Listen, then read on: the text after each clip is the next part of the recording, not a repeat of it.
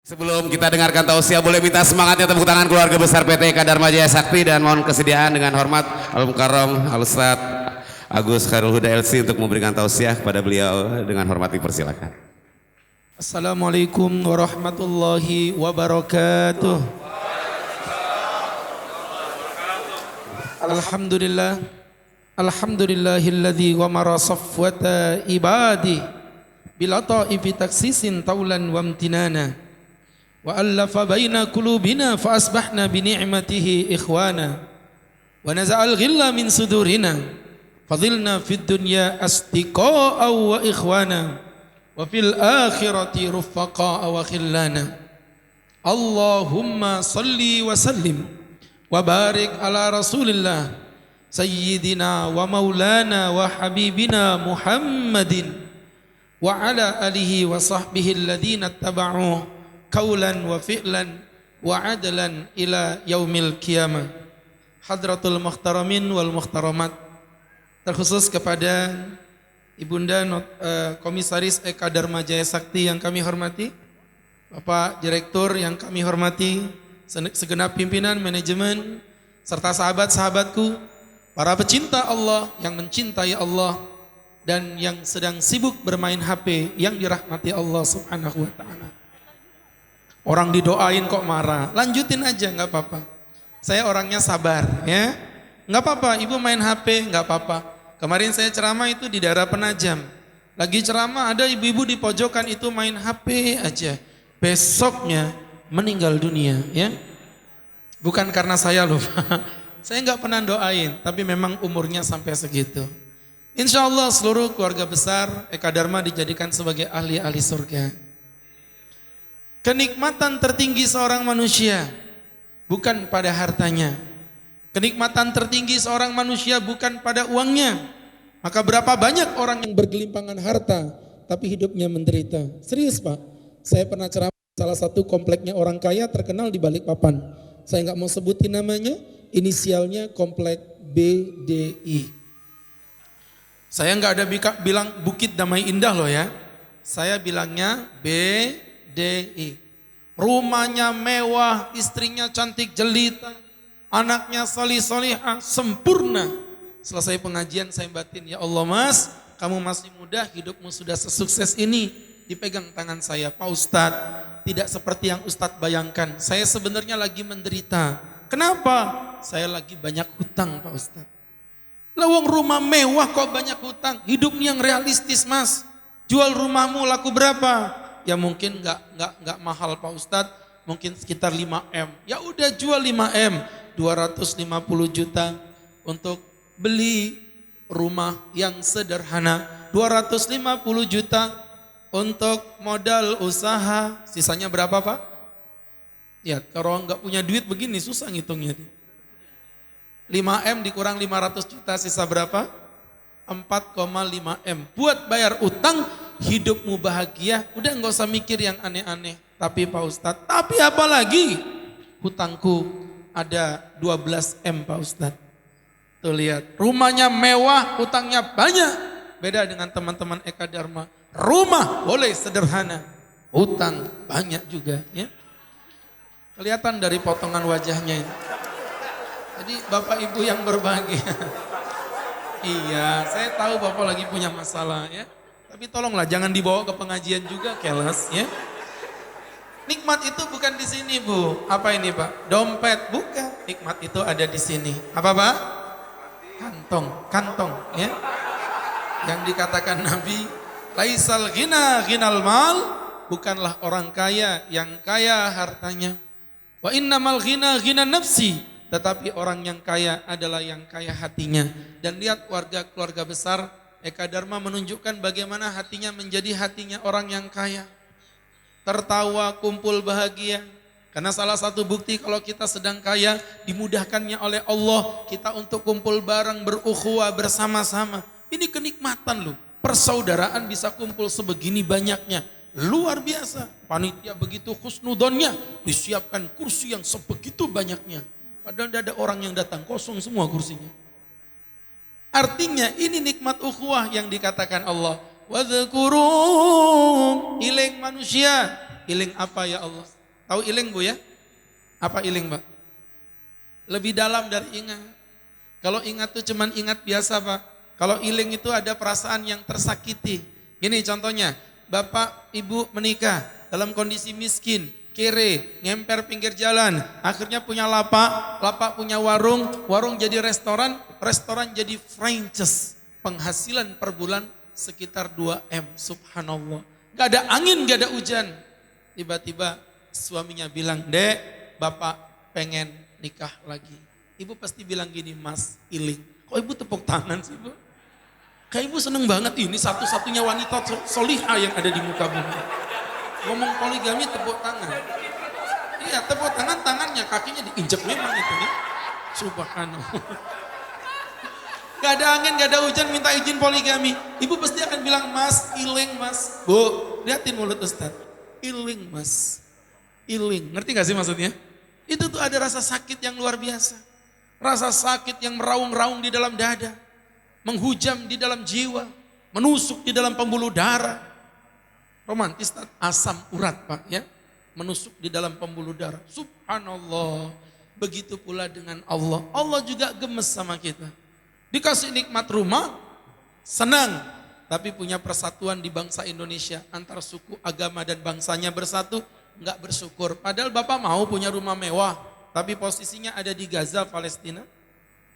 Kapan dibom Israel selesai sudah. Ibu mau punya mobil Lamborghini. Posisinya ada di Ukraina. Ya, artinya kita ini dengan apa yang kita miliki ini nikmat. Itu yang dikatakan Allah. Wadhkuru, iling manusia. Wadhkuru ni'matallahi alaikum. Ingatlah pada kado yang Allah berikan pada kalian. Apa isi kadomu ya Rabb? Idza kuntum a'da'an. Manakala kalian bermusuh-musuhan. Fa'allafa baina qulubikum. Lantas Allah robek jantungmu. Allah letakkan di dalamnya magnet cinta. Fa'asbahtum bi ni'matihi ikhwana. Maka dengan nikmat itulah kalian menjadi orang-orang yang bersaudara. Ini lihat keluarga besar, Masya Allah. Ya, kumpul bareng, sukunya beda-beda. Dan Masya Allah, jangan ditanya kalau keluarga besar Eka Dharma ini, persatuan ukhuwahnya itu memang luar biasa. Terbukti loh, bahwa Ustadz sudah ceramah hampir 8 menit, dia masih ngobrol aja di belakang. Itu menunjukkan persatuan yang hebat. Loh, jadi subhanallah, terusin aja Pak, tinggal pulang. Memang Bapak jangan macam-macam. Saya pegang palu keputusan loh ya. Jadi subhanallah, baru pertama saya ceramah pegang palu begini. Biasa ceramah itu dikasih minum, ini malah dikasih palu. Bapak pikir saya makan palu apa? Jadi subhanallah. Enggak, biasa kalau ceramah di luar tuh ada minumannya gitu. Ini karena Eka Dharma spesial ya kan. Jadi Ustadz dikasih palu memang, yang ngantuk-ngantuk lempar memang ini Pak. Jadi subhanallah hadirin yang dimuliakan Allah subhanahu wa ta'ala, inilah nikmat persatuan. Inilah nikmat ukhuwah. Seluruh keluarga besar Eka Dharma, dari bawahan sampai atasan, dari yang mohon maaf ya karyawan baru sampai karyawan senior, sukunya pun berbeda-beda, agamanya pun berbeda-beda, tapi kita disatukan dengan satu tali ikatan yang sama, kita adalah putra-putra bangsa, insya Allah. Jadi bapak-bapak, bisa nggak sih tepuk tangan yang ikhlas gitu, jangan nanggung gitu ya. Jadi teman-teman yang dirahmati Allah subhanahu wa ta'ala. Artinya ukhuwah ini harus dijaga. Maka kenapa setelah Ramadan ada momentum yang namanya halal bihalal. Ya, jadi teman-teman halal bihalal ini tradisi murni Pak Indonesia Pak. Jadi kalau dibilang Pak Ustadz halal bihalal ini nanti tolong ceramahnya yang umum. Lah memang halal bihalal ini bukan ajaran dari agama. Halal bihalal ini tradisi yang ketepatan memang tidak bertentangan dengan agama. Jadi mohon maaf bapak-bapak, saya bilang halal bihalal umum. Saudara kita yang non pun boleh masuk, silakan. Tidak ada masalah. Karena ini mempererat kedekatan cinta kita kepada sesama. Ini yang pertama kali membuat namanya Kiai Haji Wahab Hasbullah. Seorang ulama yang hidup di zaman Bapak Presiden Soekarno. Waktu itu Bapak Presiden Soekarno ada sedikit masalah dengan para ulama. Akhirnya Bapak Kiai Haji Wahab Hasbullah memediasi. Yuk kumpul, biar enggak aneh dikasihlah namanya halal bihalal. Jadi waktu Ustadz di Yaman 5 tahun belum pernah ketemu halal bihalal. Kami adakan Pak, kami undang profesor doktor, kaget mereka. Apa ini halal bihalal? Syekh, ini adalah tradisi kami di Indonesia. Tapi apa ini nak? Saya belum pernah dengar halal bihalal. Lah itulah Syekh, hebatnya ulama Indonesia. Bisa membuat istilah pakai bahasa Arab yang orang Arab saja tidak paham maksudnya apa. Jadi ceritanya gini Pak, bahasa Arabnya minuman itu syirab gitu ya. Biasanya ada minuman sih kalau saya selama itu. Saya tunjukin begini biasanya. Saya ini kan orangnya visual gitu loh ya. Tadi sih ceramah, udah biasa aja. Gak usah diseriusin juga keles ya. Tadi sebelum dari sini, saya kan isi ceramah di Hotel Jatra, pelepasan STT Istiqomah. Itu tadi minumannya jus mangga sih, begitu ya. Di sini mah kering, gak ada apa-apanya. Jadi bapak-bapak, ibu-ibu yang dirahmati Allah, udah biasa aja. Saya udah nganggep Eka Dharma ini kayak keluarga besar. Jadi udah biasa didolimi, disakiti seperti ini Pak. Maka kembali ke laptop, dari apa yang Ustaz jelasin, jamaah yang berbahagia. Ya, makanya halal bihalal itu konsepnya begini Pak. Ini tadi misalnya anggap saja ini botol aqua lah ceritanya gitu ya. Anggap saja. Kemudian ceritanya Ustadz bilang, bikam alma, bi dengan kam berapa, ma air putih. Jadi apa maksudnya? Berapa nih harga air putihnya? Orang Arab bilang begini Pak, alma'u bimi'atin.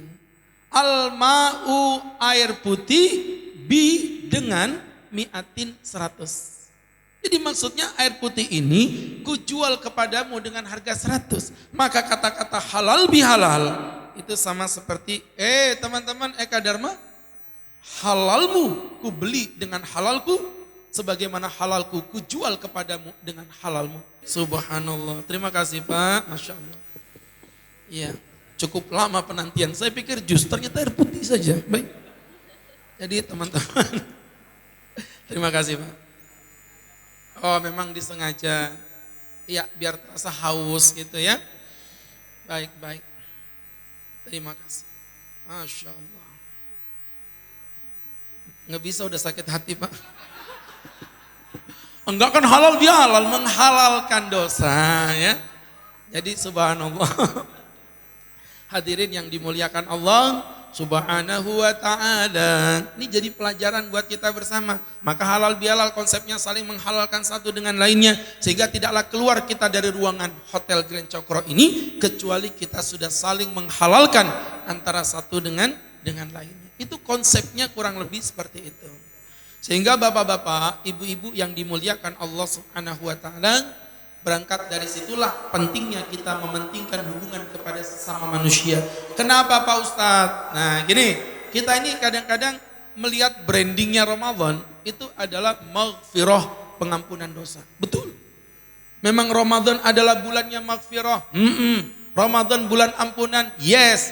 Tapi kadang-kadang kita gagal paham Pak. Kita pikir yang diampuni itu semua jenis dosa. Oh tidak. Ada 2 jenis dosa yang tidak akan diampuni walaupun kita berpuasa Ramadan. Apa itu Pak Ustadz? Yang pertama adalah al-kabair, kumpulan dari dosa-dosa besar seperti berzina, mencuri, berjudi. Ini nggak bakal diampuni dengan Ramadan sampai Anda bertaubat-taubatan nasuha. Yang kedua adalah dosa al-muta'alliqah bihukukil adami. Dosa yang berhubungan dengan hak-hak anak Adam. Nah inilah kenapa pentingnya ada halal bihalal setelah Ramadan. Ayo kita bersihkan dosa kepada manusia. Memang penting banget Pak Ustadz ya hubungan pada manusia. Yang pertama perhatiin, ternyata hubungan kepada manusia menjadi syarat untuk terkoneksinya hubungan kita kepada Allah. Siapa yang bilang? Bukan Agus Khairul Huda, yang bilang Nabi Muhammad SAW. Walladhi nafsi Muhammadin biyadi. Demi zat yang aku Muhammad ada di dalam genggaman tangannya. La tadkhulul jannah kata Nabi. Kau tidak akan pernah masuk surga hatta tu'minu, sampai kau beriman kepada Allah. Wala tu'minu, tapi kau enggak akan dianggap beriman kepada Allah hatta tahabu, sampai kau cinta mencintai antara satu dengan lainnya. Pak, mohon maaf, Bapak mau rajin ibadah, tapi kalau hubungan pada manusianya buruk, maka semuanya menjadi zero di mata Allah. Datang seorang laki-laki, ya Rasulullah, tetanggaku seorang wanita, kanat tusalli bil-lail wa tasumu bin nahar, kerjaannya malam sholat, pagi puasa, malam sholat, pagi puasa, cantik ya. Malam sholat, pagi puasa, cantik. Walakin kanat tu'di jiranaha, tetapi dia gemar menyakiti perasaan saudaranya. Apa kata Nabi? La khaira fiha, tidak ada kebaikan di dalam dirinya. Innaha kanat finnar, dia telah berada di dalam api neraka. Itulah kata Imam Ghazali dengan julukan maghrurin, orang-orang yang tertipu. Orang-orang yang tertipu dengan dunia lalai sama Tuhan, wajar. Orang-orang tertipu dengan hartanya lalai sama akhirat, wajar. Ini lalai dengan ibadahnya, sibuk beribadah, hubungan manusianya buruk, rajin sholat, tapi mulutnya gampang melaknat, gak bakal masuk surga. Rajin puasa, tapi suka ngegosipin teman kerjanya, gak bakal masuk surga. Rajin ngaji, ustadznya ceramah, dia main HP sendiri.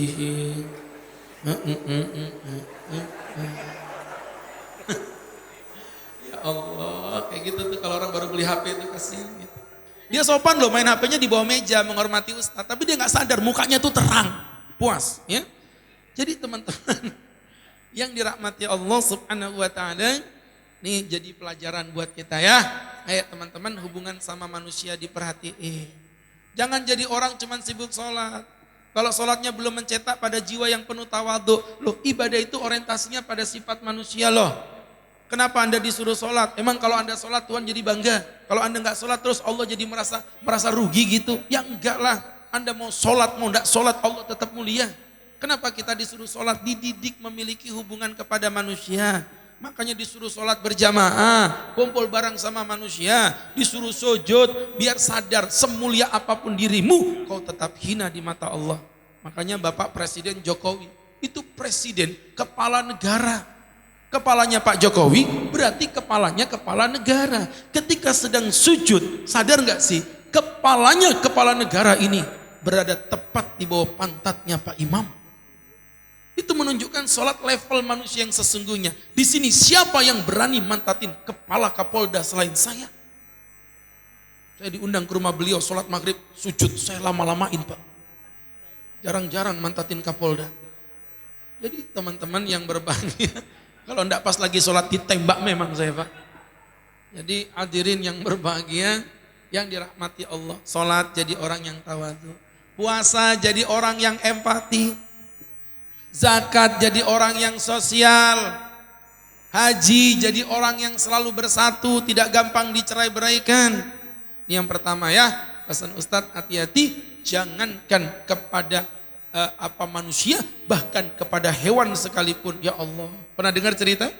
Ada seorang pelacur, pulang dari melacur, ketemu sama sumur, akhirnya lihat ada anjing lidahnya menjulur, diambilkan pakai sepatu penuh lumpur, dimasukkan ke dalam mulutnya sang anjing. Mohon maaf ya, pelacur ini tobat. Pada saat tobat dia meninggal dunia dengan amal ibadah memberi seminum air anjing tadi. Ternyata mampu menyelamatkan pelacur daripada azab Allah setelah dia berzina berpuluh-puluh tahun. Tapi jangan juga salah mahamin hadis. Nanti dengar hadis begini Bapak langsung ke Manggarsari. Bawa anjing, bawa minum. Selesai sudah Pak Ustadz. Kata Pak Ustadz, asal kasih minum anjing habis. Bukan begitu. Tapi maksudnya amal ibadahnya itu loh. Ketika dia bertobat mohon ampun, hanya dengan memberi seekor anjing air minum pun ditolong sama Allah. Makanya jangan pernah beda-bedain orang. Hatta kepada mereka teman-teman kita yang berbeda agama. Saya sering bilang, siapa bilang Islam itu intoleran? Anda belajar tentang Islam. Ayo bareng-bareng kita belajar. Buka surat Al-Mumtahanah. Allah Subhanahu wa taala berfirman, la yanhakumullahu 'anil ladzina lam yuqatilukum wa lam yukhrijukum min diyarikum an tabarruhum wa tuqsitu bainahum. Allah tidak pernah melarang kalian berbuat baik kepada mereka yang berbeda agama selama mereka tidak menyerangmu, selama mereka tidak membunuhmu. Jadi artinya kalau sahabat kita non muslim kemudian sikapnya baik dengan kita, haram bagi orang Islam. Kata Nabi, barang siapa mengganggu seorang non muslim yang zimmi, yang baik-baik dengan kita, lam yurih raihatal jannah, tidak akan pernah dia mencium bau surga. Ada orang ngebom gereja, dia bilang katanya mati syahid. Mati sangit dia. Itu Pak Ustadz, bom jalan Tamrin, katanya berjihad. Orang berjihad tuh mati di jalan Allah. Ini mati di jalan Tamrin. Beda. Jadi bapak-bapak yang berbahagia, yang dimuliakan Allah, Islam agama yang penuh rahmah. Suatu ketika Nabi lagi duduk, ada jenazah lewat, Bu. Kemudian Nabi itu memang kebiasaan kalau melihat jenazah, Nabi selalu berdiri menghormati jenazah. Suatu ketika jenazahnya ini lewat, Nabi berdiri. Sahabat bilang, ya Rasulullah, ya dia jenazah. Tapi dia tuh Yahudi, Nabi. Kenapa kau menghormati orang Yahudi? Apa jawab Nabi? Naam, ya memang dia Yahudi. Alaisat nafsan, tapi bukankah dia manusia? Perhatikan jawaban Rasulullah. Bukankah dia manusia? Ada sisi kemuliaan yang dimuliakan Rasulullah hatta kepada mereka yang berbeda agama. Jadi Masya Allah hadirin, makanya orang zaman sekarang nih, orang jatuh saja sempat-sempatnya ditanya, "Beruak, tolong Pak, kaki saya sakit Pak." Oh, Islam apa non muslim? Islam Pak, belum selesai. NU apa Muhammadiyah? NU Pak, NU PKB apa P3? PKB Pak, PKB-nya Gus Dur apa Muhaimin? Mati orang ini. Ya. Jadi Bapak Ibu yang berbahagia, ini kelakuan model kita zaman now itu begitu. Padahal Islam ini agama yang rahmatan lil alamin, bukan hanya rahmatan lil muslimin, tapi lil alamin, baik yang seseagama maupun yang berbeda agama. Maka ukhuwah silaturahim kali ini melapangkan pikiran kita. Ayo kita kumpul bareng-bareng dalam ikatan cinta, dan silaturahim inilah yang akhirnya mengikat kita dalam satu ikatan ukhuwah. Itu yang pertama. Yang kedua, ternyata hubungan kepada manusia ini akan dihisab. Ada kisosnya. Kemarin saya lihat Pak dengan mata kepala saya sendiri. Masya Allah Bu. Ya, itu ada orang naik mobil diem, mobilnya nggak ngapa-ngapain, parkirnya bagus, diserempetnya, itu kacanya pecah, dia jalan lempeng aja kayak ngerasa nggak berdosa. Hei, Anda pikir Anda lari bisa lepas? Nggak bisa. Anda bakal datang lagi bawa jus. Coba kalau nggak percaya, datang beneran. Masya Allah. Silakan Pak. Baiklah. Saya tuh tadi bercanda. Minta minum dikasih minum, minta jus dikasih jus. Saya tuh takut kalau mulut saya kebablasan minta istri dikasih istri gitu loh. Eka Dharma memang luar biasa ya. Jadi hadirin yang berbahagia, ini loh minumnya kapan kayak gini nih ya. Maka jamaah yang dirahmati Allah itu nanti ada kisosnya ya. Jadi ada balasannya. Tiap orang nyakitin orang tuh ada balasannya Bu. Namanya hadis muflis. Pernah dengar hadis muflis? Muflis itu artinya orang yang bangkrut. Muflis pakai F. Jangan mukhlis, beda orang ikhlas. Nanti bisa-bisanya dia ketemu tetangganya Pak Mukhlis, sampai kata Ustaz bangkrut, sembarangan aja. Itu mukhlis orang ikhlas, ini muflis orang bangkrut. Makanya ngasih nama dalam bahasa Arab hati-hati Pak. Saya belajar bahasa Arab puluhan tahun aja nggak sempurna bahasa Arab saya. Bahasa Arab itu bahasa paling sensitif, beda tipis, beda arti. Oh iya, kemarin tuh Pak Ustadz, anak saya ini kok nangis terus Pak Ustadz. Siapa namanya? Saya doakan, namanya Nurul Kalbi. Wih, ai. Tahu kau artinya? Nurul Kalbi. Apa Pak Ustadz? Mohon maaf ya, cahaya anjing. Kok bisa Tat? Ya meneke tehe. Kau yang kasih nama, aku yang ditanya. Dapat nama dari mana kau? Katanya dari internet Pak Ustadz. Apa katanya? Katanya cahaya hati. Itu Nurul Kolbi. Kolbi hati. Kalau kalbi anjing. Jadi anak saya Tat, ya cahaya anjing. Pantesan Pak Ustadz, tiap malam dia selalu batuk. Oh begitu. Oh namanya cahaya anjing. Jadi bapak-bapak, ibu-ibu yang berbahagia. Makanya Pak tanya dulu. Kemarin tuh ada datang, Pak Ustadz nama saya kayaknya jelek dia diganti. Siapa namamu? Selamat. Jangan main ganti nama. Bapak mamamu kasih nama. Sembarangan aja. Tapi saya pengen bahasa Arab. Nggak ada. Selamat bagus. Mau kerja. Selamat. Mau kabur. Selamat. Kawin lagi. Selamat. Cocok suaminya selamat. Istrinya sabar ya. Sabar. Sabar. Ya Allah. Ya. Tapi insya Allah kalau orang Eka Dharma ini namanya juga Eka akan selalu satu untuk selama-lamanya. Ya, Masya Allah. Dari wajahnya saja wajah-wajah ISIS. Apa Tat? Ikatan suami istrinya satu. Cia. Saya malah curiga dengan Bapak pimpinan direktur. Kayaknya dari wajah ini kayak LGBT. Apa Tat? Lelaki gagah beristri 3. Cia. Bercanda loh Bu, bercanda. Astagfirullah, dipukul-pukul langsung. Bercanda. Iya. Ustadz gak usah banyak ngomong. Ustadz sendiri apa? Ustadz ISIS apa LGBT? Kalau saya enggak dua-duanya. Saya lebih suka racun, sianida. Apa sianida? Selalu siap menikahi janda muda. Ya. Yang muda, ibu gak usah senyum-senyum. Saya gak ngaruh kalau sama yang tua Bu. Ya. Jadi teman-teman yang dirahmati Allah, artinya apa? Di sini kalau kita pelajari kembali kepada hadis muflis, Nabi bertanya, atadruna manil muflis, tahukah kalian siapa orang yang bangkrut itu? Qalu, para sahabat berkata, ya Rasulullah, yang bangkrut itu orang yang datang dengan tidak membawa harta dan uang. No, kata Nabi, ada yang lebih bangkrut dari itu. Orang yang didatangkan di hari kiamat. Wa ala dohrihi ka'amthali jibali tuhama. Di atas pundaknya terdapat tumpukan pahala sebesar gunung Tuhama. Pede dia mau masuk surga. Tahu gunung Tuhama Bu?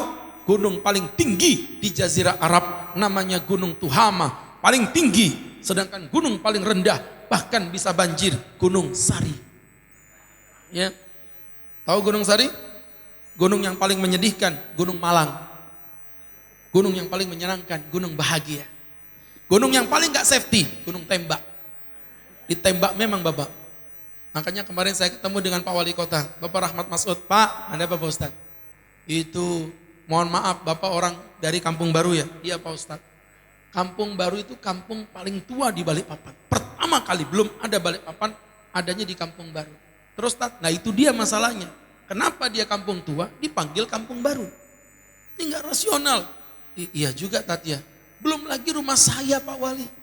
Sebelah kanannya itu ada namanya Karang Jawa. Isinya orang Bugis.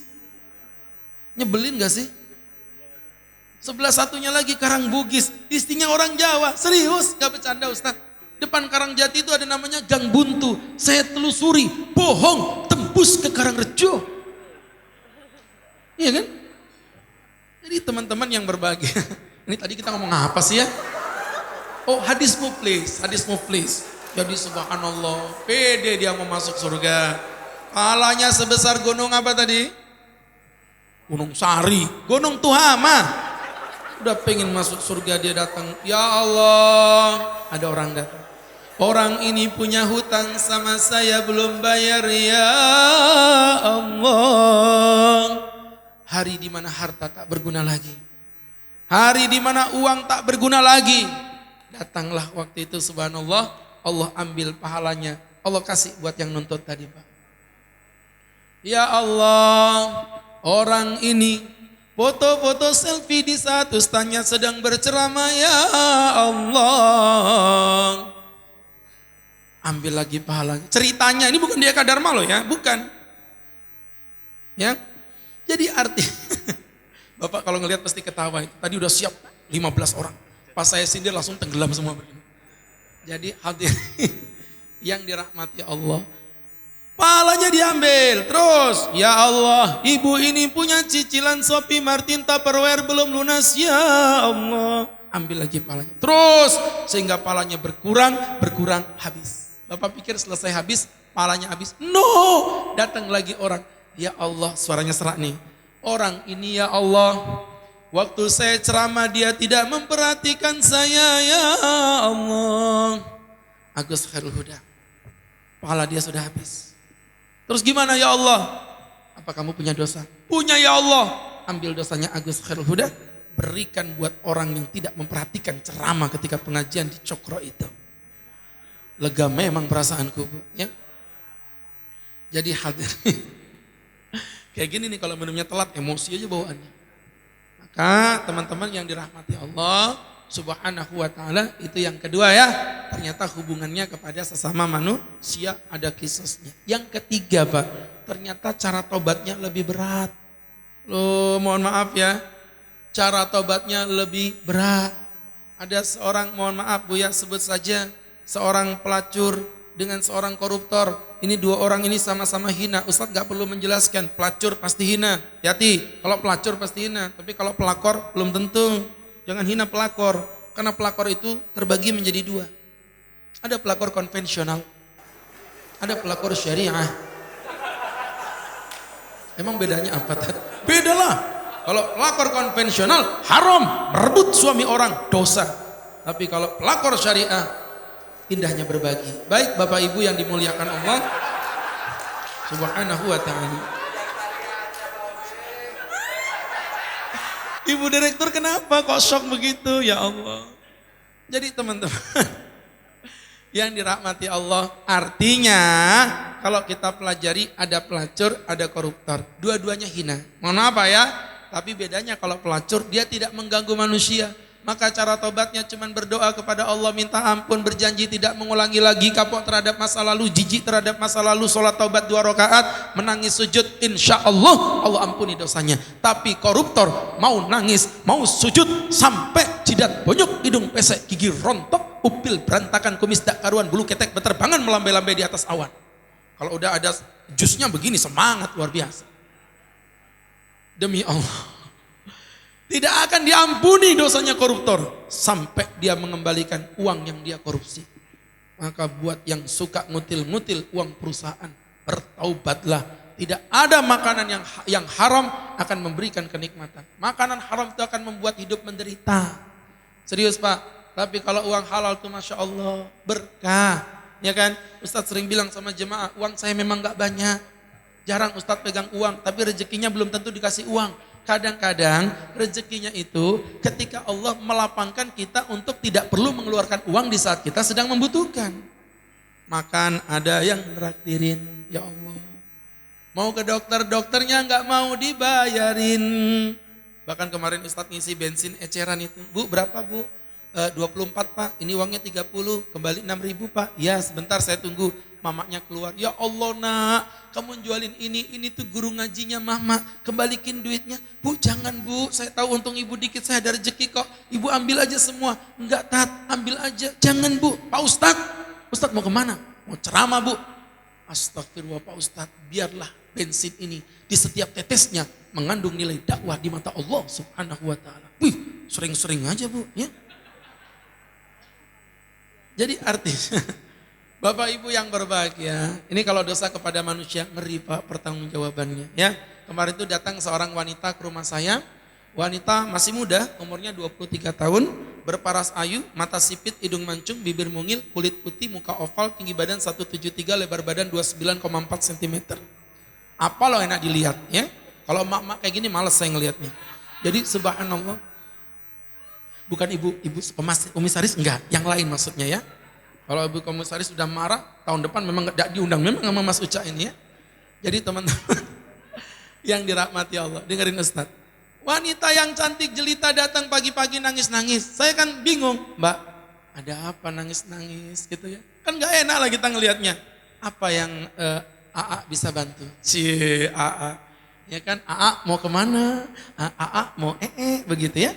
Subhanallah. Apa yang bisa dibantu? Pak Ustadz, saya tahu Ustadz sibuk, tapi tolong saya minta waktu 20 menit, saya mau curhat. Ya sudah, sini, apa yang bisa dibantu? Apa masalahmu? Saya ini pendosa Pak Ustadz. Oke, apa dosamu? Saya ngaku aja, nggak usah malu-malu. Saya ini seorang karyawan, pegawai tetap, bukan honorer ya, bekerja 2 tahun. Di mana? Di PT Kilo 17 Persada. Tahu ya? Masih punya joint income dengan PT Manggarsari Ceria.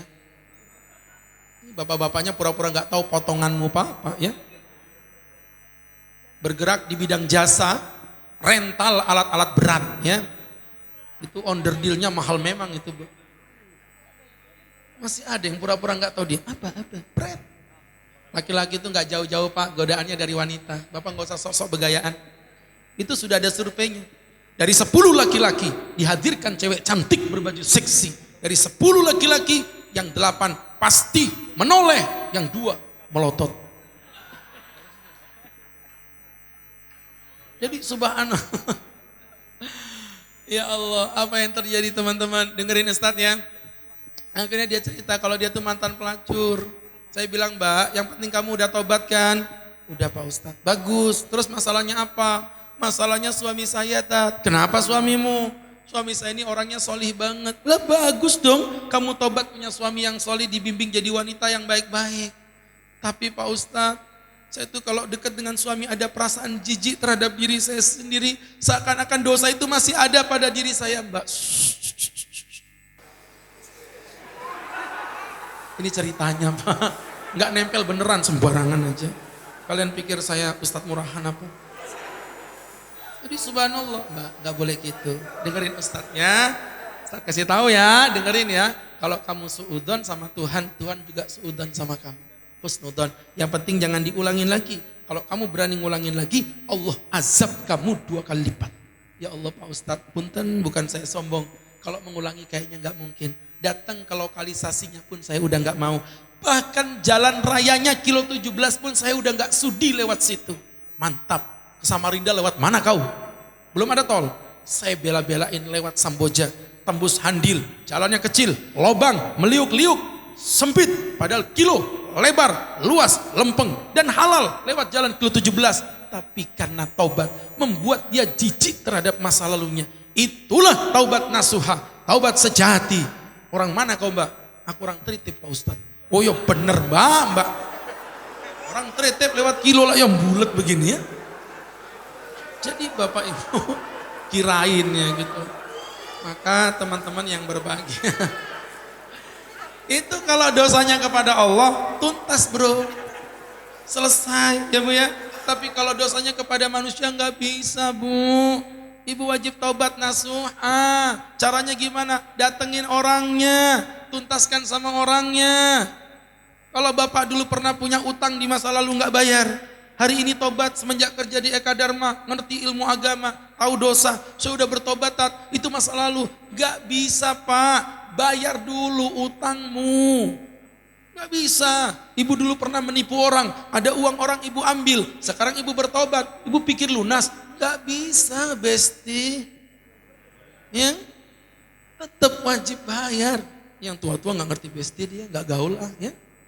Jadi teman-teman yang berbahagia tetap akan dihisap. Ya, hutang akan tetap hutang sampai tetes darah penghabisan. Walaupun mati kering kerontong tak berwujud tak bertulang, hutang akan tetap dihisap di mata Allah Subhanahu wa taala. Hati Pak. Hutang hanya bisa lunas dengan 1, bayar. 2, dibayarin. 3, diikhlaskan. Kalau ada yang punya hutang, saya kasih amalan. Dari guru-guru kami di Yaman, di Hadramaut, ada 2 cara mudah membayar hutang. Ini ilmu pasti. Insya Allah akan lunas. Ada 2 cara mudah membayar hutang. Yang pertama, cash. Yang kedua, transfer. Itulah 2 cara mudah membayar hutang.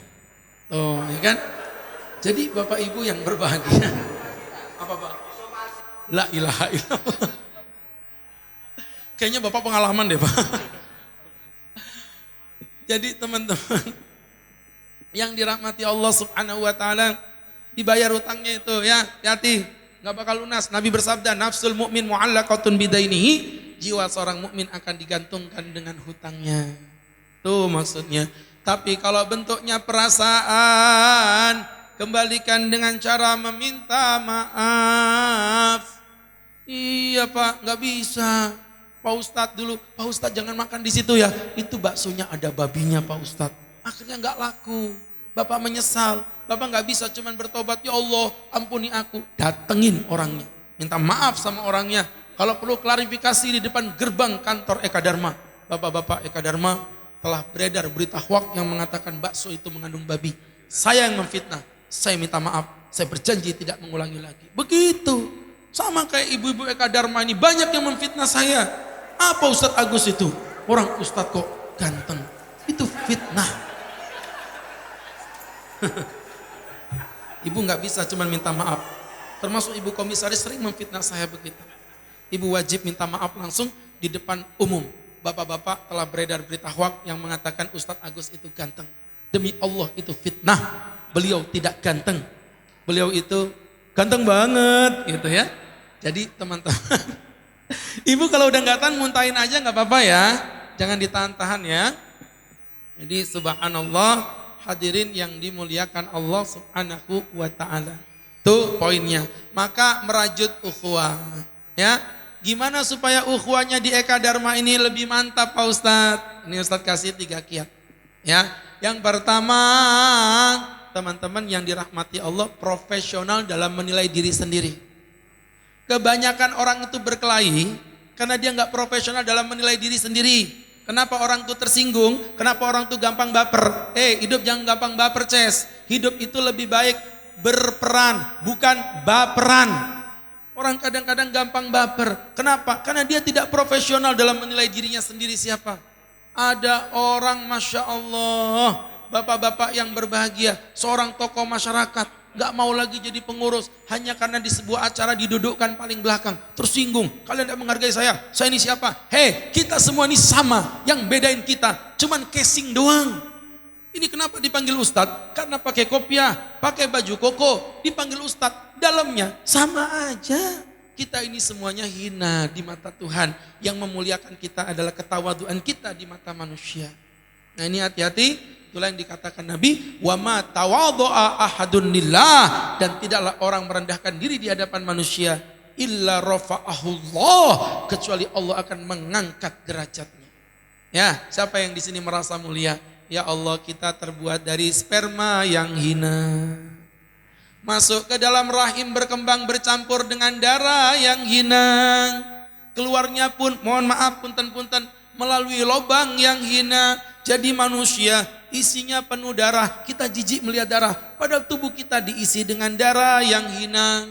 Ya, kita mati bercampur dengan tanah yang hina, jijik bekas liur, padahal tiap kita minum pasti ada liur yang masuk ke dalam tubuh kita. Di mana sisi kemuliaan kita? Casingnya saja. Jadi untuk itu profesional dalam menilai diri saya sendiri, saya makhluk yang biasa, enggak dihormati manusia, biasa saja, biar kelak Allah yang memuliakan saya. Orang kalau masih mengharap pujian manusia, dia akan terjajah dengan pujiannya. Ngimamin aja bisa beda Bu. Lagi ngimamin, di belakang ternyata ada Bapak Wali Kota Balikpapan. Itu kadang imam berubah. Ada Pak Wali Kota. Allahu Akbar. Allah potongan mundul, kundul. Giliran sholat gak ada siapa-siapa, sholatnya laju, ngebut ngalang-ngalai Valentino Rossi. Allahu Akbar, Allahu Akbar. Saking lajunya, sami Allahu Akbar. Dirapelnya jadi satu. Kenapa? Karena dia terjajah oleh pujian manusia. Satu. Yang kedua, teman-teman yang berbahagia, jalin ukhuwah sekuat mungkin. Ada ukhuwah itu, punten ya kalau belum paham, ukhuwah itu bersaudara, bersilaturahim, saling bersuah, berjumpa. Mohon maaf Pak, saya termasuk orang yang tidak percaya dengan kata-kata cinta pada pandangan yang pertama.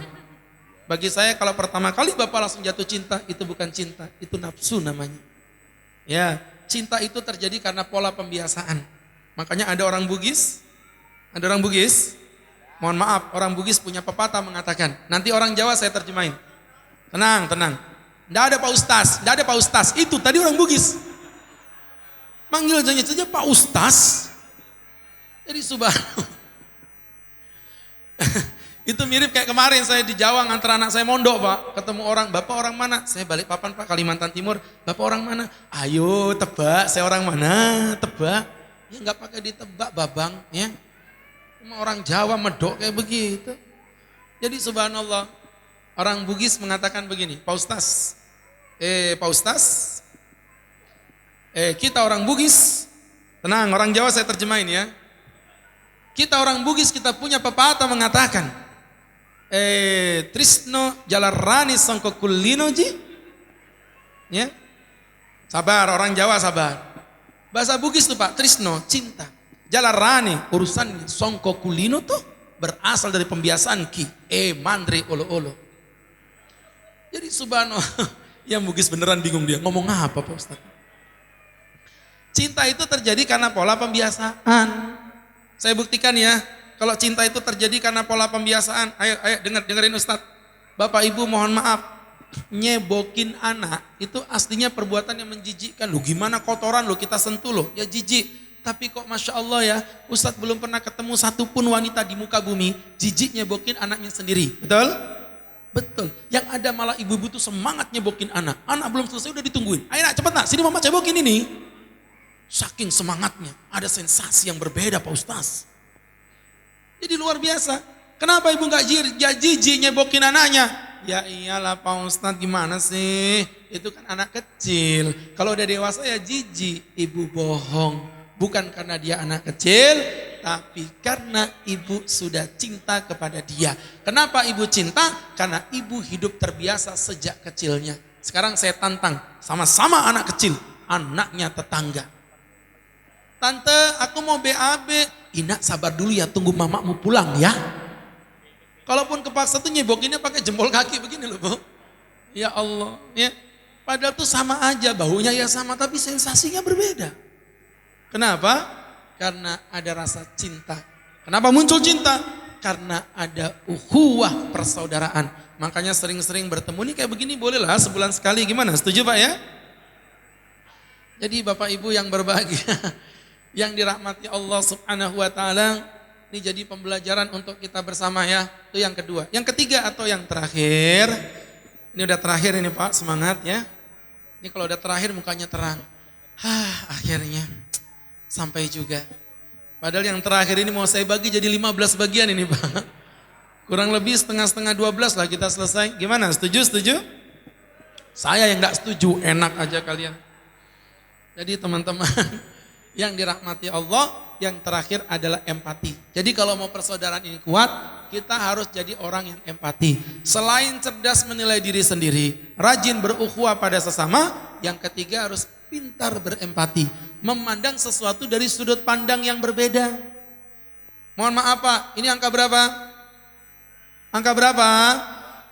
3. Ya, kenapa matanya melotot begitu? 1, 2, 3. Ya, belajar memandang dari sudut pandang yang berbeda. 2-nya yang di atas, 3-nya di bawah. Kalau saya milih yang 3 di bawah, masalahnya apa dengan situ? Terserah saya lah, wong saya ustadznya kok. Jadi teman-teman yang berbahagia, itu namanya empati. Memandang dari sudut pandang yang berbeda. Ada 2 orang ditugasin masuk gajah ke dalam kandang. Yang satu narik ke depan, yang di belakang dorong dari belakang. Yang depan tuh gini, wow alangkah indahnya pemandangan hari ini. Kata yang di belakang, indah gundulmu situ. Aku seharian lihat pantat gajah doang. Sudut pandangnya berbeda. Bisa gak sih ngelihat orang jahat itu jadi baik di mata kita? Gimana caranya Tat? Lihat yang baik-baik aja. Ya, mohon maaf teman-teman yang berbahagia. Ustadz ceramah misalnya dikasih air putih. Alhamdulillah berarti panitia gak pengen Ustadz kena diabetes. Ya kan?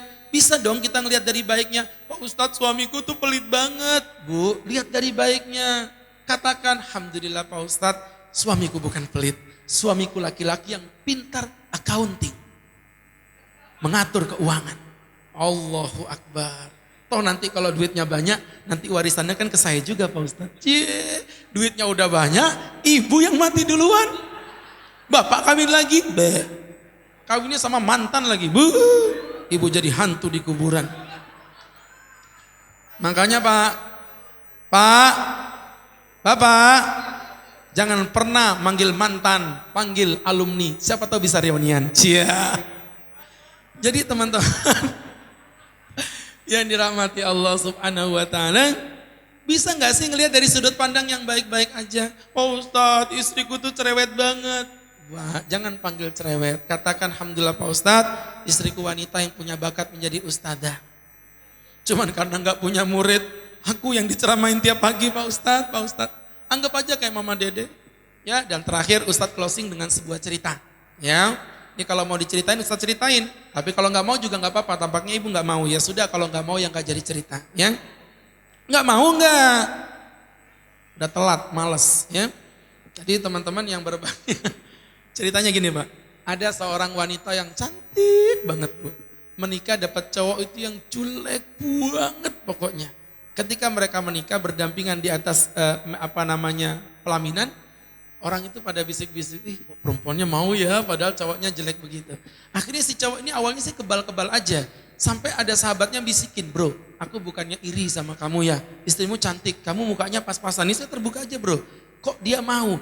Kayaknya dia punya kekurangan bro. Cuman dia gak mau cerita sama kamu. Ya kah? Iya, coba kamu cek. Akhirnya terprovokasi Pak. Malam-malam istrinya tidur dipelototin dari pucuk rambut, pucuk kaki. Tidak ada kekurangannya. Besoknya dilihat secara psikis normal semuanya, bukan gila. Hari ketiga baru ketemu, ternyata istrinya kalau diajak ngomong gak gampang jawab, alias istrinya itu telinganya budek.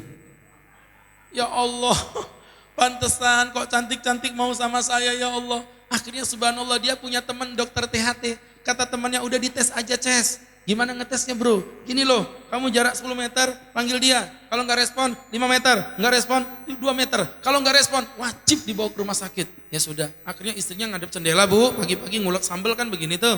Suaminya dari belakang jarak 10 meter dipanggil. Istriku, tidak ada respon. Maju dia 5 meter. Istriku, tetap tidak ada jawaban. Di 2 meter, ya Allah ini kesempatan terakhirku ya Allah. Istriku, apa yang terjadi? Ngapain pada melototin saya Pak ya? Santai-santai, ambil napas dulu dalam-dalam ya. Apa yang terjadi? Tetap tidak ada jawaban. Akhirnya waktu istrinya ngulek, suaminya meluk dari belakang. Dek sayang, ada apa mas? Kamu jangan tersinggung ya. Enggak, apa ngomong aja. Mas, dek mohon maaf kayaknya telinga kamu itu bermasalah. Kita ke dokter THT ya, jangan tersinggung, gak apa-apa abang terima kok. Apa sih bang maksudnya? Kamu abang panggil 10 meter gak jawab, 5 meter gak jawab, 2 meter gak jawab, telingamu budek dek. Abang gak usah bercanda deh. Ih serius. Bang, dari tadi aku udah jawab 3 kali loh. Ternyata yang budek siapa? Suaminya sendiri. Paham maksudnya? Itulah manusia. Pintar melihat bulan nan jauh di sana, tapi tidak mampu melihat upil yang nempel di jidatnya sendiri. Pintar melihat kekurangan orang lain, tapi tak mampu melihat kekurangan yang ada di dalam dirinya sendiri. Semoga cerita ini bisa menginspirasi dan membawa kebermanfaatan untuk kita semua. Insya Allah. Dan dari itu, marilah bersama-sama kita berdoa kepada Allah Subhanahu wa ta'ala dan berdoa sesuai kepercayaan masing-masing. Bismillahirrahmanirrahim. Alhamdulillahirabbil alamin. Wassalatu wassalamu ala sayyidil mursalin wa ala alihi wa sahbihi ajma'in. Allahumma ampuni dosa-dosa kami ya Allah. Dosa kedua orang tua kami, dosa orang-orang yang kami cintai dan yang mencintai kami. Rabbana, hidup kami penuh nista dan penuh kotoran di masa lalu kami. Kami banyak bermaksiat kepadamu. Andai kata bukan karena pertolonganmu, tentulah kami tak akan pernah mendapatkan hidayah yang indah ini. Maka jadikanlah kami orang-orang yang bersyukur untuk mensyukuri nikmat yang kau berikan pada kami. Menjadi orang-orang yang mengerti mana yang hak dan mana yang batil. Maka tunjukkan yang hak adalah hak dan berikan kami rezeki untuk mengikutinya. Dan tunjukkan kepada kami mana yang batil, itu batil, dan berikan kami rezeki untuk menjauhinya. Rabbana, tatap mata kami dengan penuh keikhlasan. Kami tundukkan kepala kami karena kami malu begitu banyak dosa yang kami lakukan di masa lalu kami. Rabbana ya Hayyu ya Qayyum. Jadikan kami orang-orang yang selalu bersatu dalam ikatan cinta, terkhusus di perusahaan yang kami cintai, di Eka Dharma Jaya Sakti ini ya Allah. Jadikan persatuan ini persatuan yang mengikat kami di dunia hingga kelak kami di akhirat. Bersatu bersama-sama, berkumpul penuh canda di kota surga. Buang perasaan benci, hasut di dalam diri kami. Rabbana, sadarkan kami bahwa hidup ini hanya untuk sementara. Jangan kau lalaikan kami dengan dunia. Beri kami harta yang membuat kami semakin cinta kepadamu. Jangan kau berikan kami harta yang semut membuat kami semakin lalai kepadamu ya Arhamar Rahimin. Apa yang dapat kami banggakan dengan pakaian-pakaian jabatan ini? Ketika kelak di hari akhir kami harus tersungkur mati bagaikan bangkai yang tak berharga. Di mana pakaian jabatan yang membuat kami bangga? Di saat kami kini telah menggunakan kain kafan yang hina. Digotong oleh papan-papan yang hina, dikuburkan di dalam tanah yang hina, ditutupi oleh papan-papan yang hina. Di mana kebanggaan, di mana kemuliaan ya Arhamar Rahimin?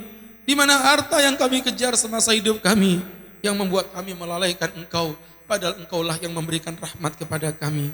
Rabbana, ampuni dosa-dosa kami ya Allah. Ampuni dosa-dosa yang kami lakukan kepada sahabat-sahabat kami. Lapangkan hati sahabat-sahabat kami agar dapat memaafkan dosa-dosa kami. Rabbana, Engkaulah yang memerintahkan kami untuk berdoa. Kini kami telah berdoa ya Allah, dan Engkaulah yang berjanji untuk mengabulkannya. Kabulkan doa kami ilahi. Sesungguhnya Engkau bukanlah zat yang ingkar janji.